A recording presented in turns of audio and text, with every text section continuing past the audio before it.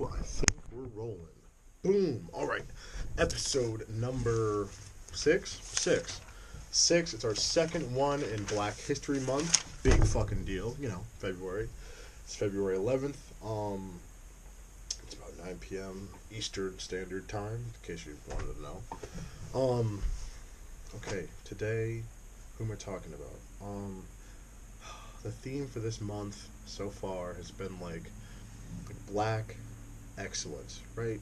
Like, what do I mean by that, Alex?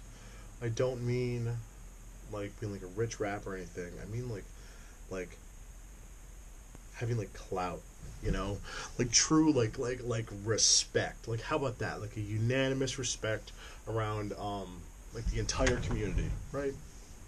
Like who do I think of when I think of black excellence? I think of Muhammad Ali, but like Jay-Z and Beyonce, like everybody like respects them, and like they're rich as fuck. Like they're so rich, they could throw hundreds for the entire day and still be fine. Like that's how rich they are. They could throw it off of a fucking bridge if they wanted to for 24 hours and they'd still probably have enough money. Who else is black excellence? I wouldn't say Cardi B. Not yet. She's savage though. I love her. Everybody that hates Cardi B, fuck you, because Cardi B is a savage, and I love her. She's so funny. Black excellence. Barack Obama and his wife Michelle. I don't care what you say. All right, whether you're alt left or you're super right or any of those things. All right, like I don't care. Obama was. He was at least like he was a really presidential figure. How about that?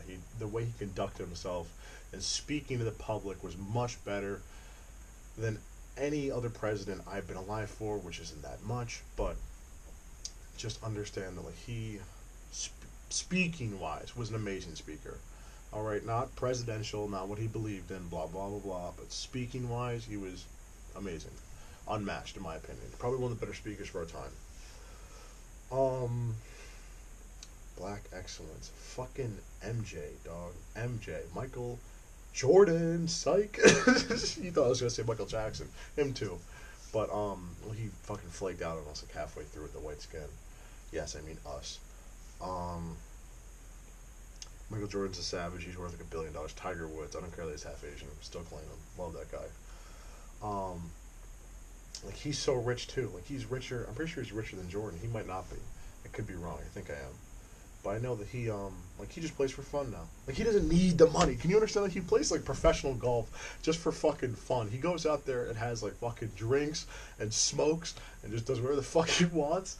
That brings up John Daly. John Daly's awesome too. But okay. Black History Month. All right, black excellence. Who I'm talking about today, really reminds me of that like respect that we talked about, where like the community respected them. All right. And his name is Frank Lucas. Frank Lucas. You can go watch the movie American Gangster. It's gonna be fucking better than me doing this right now, but still. Frank Lucas was an animal. He was like almost. I want to say like him and Thanos like this year. Like it was like I've always like I've been like, you know what? They're pretty fucking cool. Thanos is awesome, by the way. He's kind of black. He's purple, so.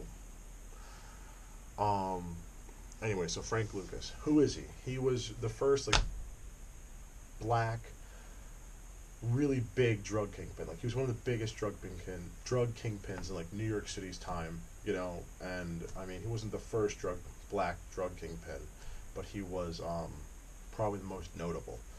What did he do? He was born in 1930, in North Carolina. And he moved to Harlem in 1946. So when he was 16, he went to Harlem. And he was a small-time criminal.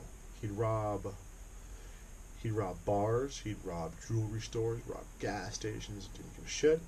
And eventually he started to get good. And one day he stole like a lot of diamonds. He made a lot of money.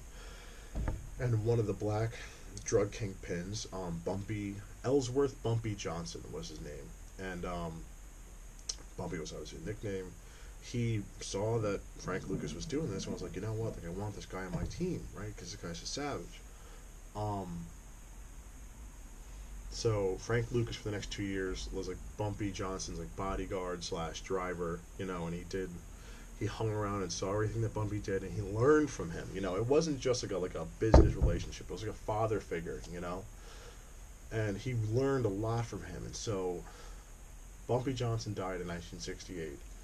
When he died, so go back to when like Gaddafi got killed, right?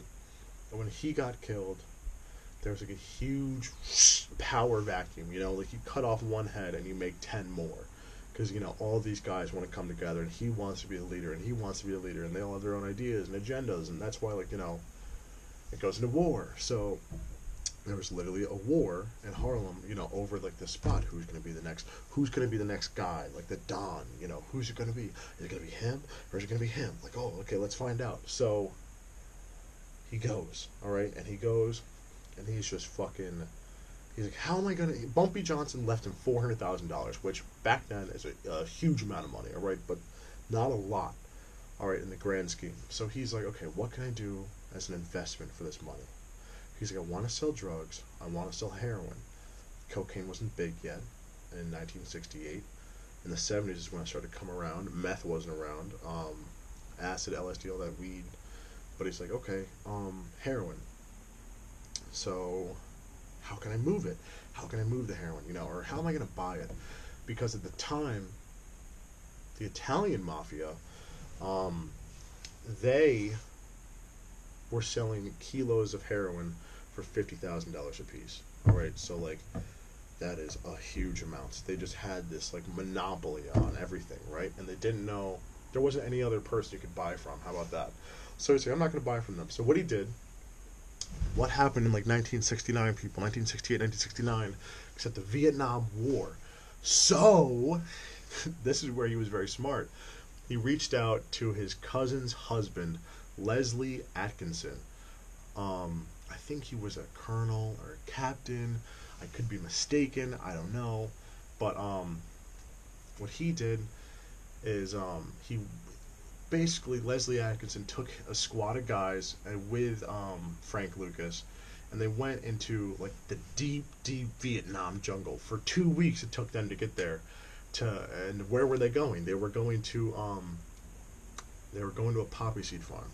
Poppy seeds are used to make heroin, right? So he goes to this place, and he buys 132 kilos of cocaine for $4,200 a piece. So that's like, oh my god, don't embarrass me. It's like $1 million, right? Something like that. No, it's not. It's like $400,000, and then more. Like five. Anyways, so he spends like $500,000, on fucking all this heroin, right? And so he buys 132 kilos, all right? So if he went through the mafia, he would have spent $6 million. No, $60 million, right? So he just dropped it by the 60th, which is insane. That's so nuts. Oh my god, like, can you just imagine?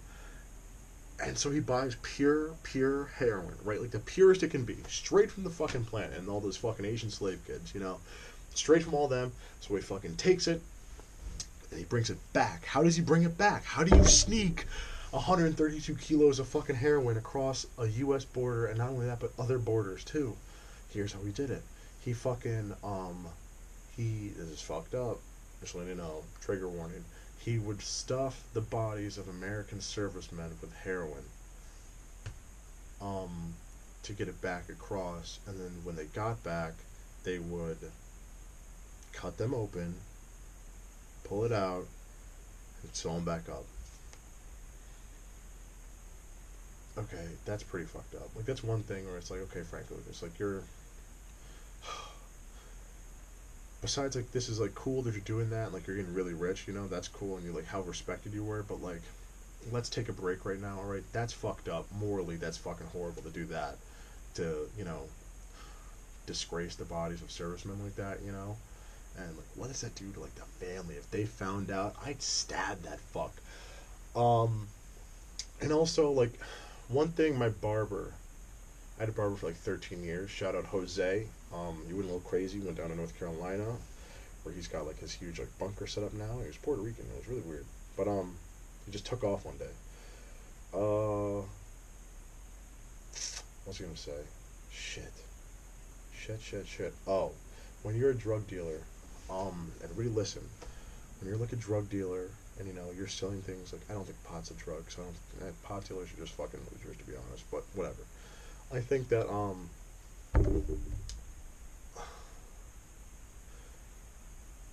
if you sell like heroin, right, to your community, you are the same thing as a terrorist. You're the same thing as someone from that gay nightclub shooting. You're the same guy as the guy from Las Vegas. You're the same person from any of those places. It's just you're doing it in a different way and a more potent way, to be honest. You get more people like that. And you're truly a domestic terrorist if you sell like drugs like that. So that's like one thing where I don't respect Frank Lucas like that.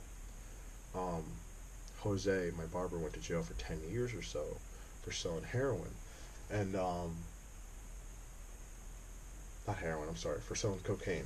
And he got caught and he had to do fucking 10 years. And the judge said that to him. He said he was a terrorist in his community. That's where I got that from. So, yeah. But anyways, not to kill the mood. So, once he got this like up and going, he had this thing called like Blue Magic and other things. And he was selling it for like not like a quarter of the price. And so it's a quarter of the price. It's the best stuff on the block, and it's readily available all the time. All right. So he put everybody else out of business, and it's just like, and like there wasn't anything anybody could do. He called up all his brothers from North Carolina. He had like 12 brothers or something. Called them all up and was like, "Yo, you black sons of bitches, get the fuck up here. I need help. You're all gonna make like $1 million a day. I don't give a shit. You're gonna get paid. Come up